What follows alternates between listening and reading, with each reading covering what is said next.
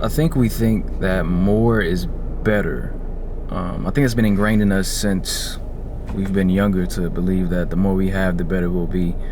In some cases, that might be true, whether it's money, but there's cases where people do have all the money and they still feel like they're lost in life or they feel like they have no purpose.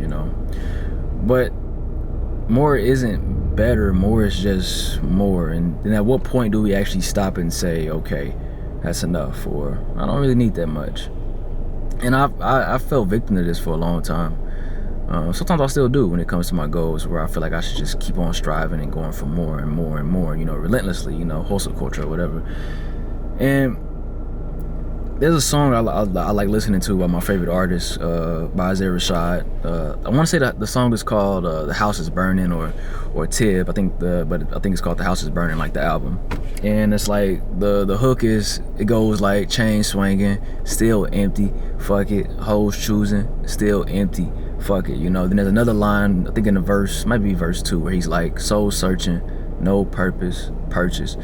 And like I get what he's saying with that, where it's like you're searching for something, but you can't really find it inside yourself. You have to go and find it outside of yourself, whether that's purchasing things, people, in regards to like you're trying to buy people's loyalty or buy their time, or you're trying to like just like, you're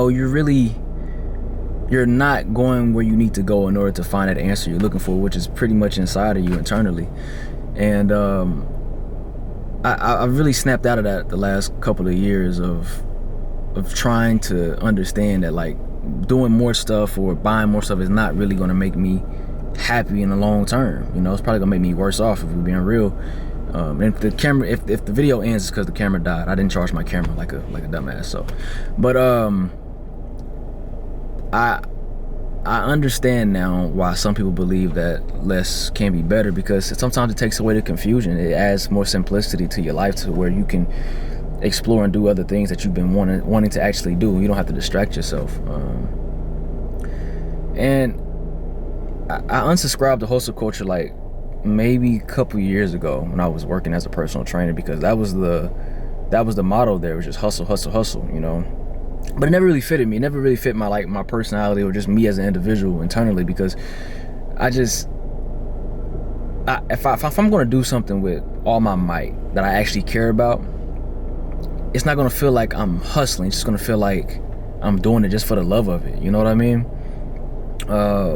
There are points in our lives where we do got to kind of get on our shit and like really do the groundwork and reach that level that we're trying to reach to. But then there's points in our life where we just got to be appreciative for what we already have. Blessings isn't what you're going to get. It's about what you already have.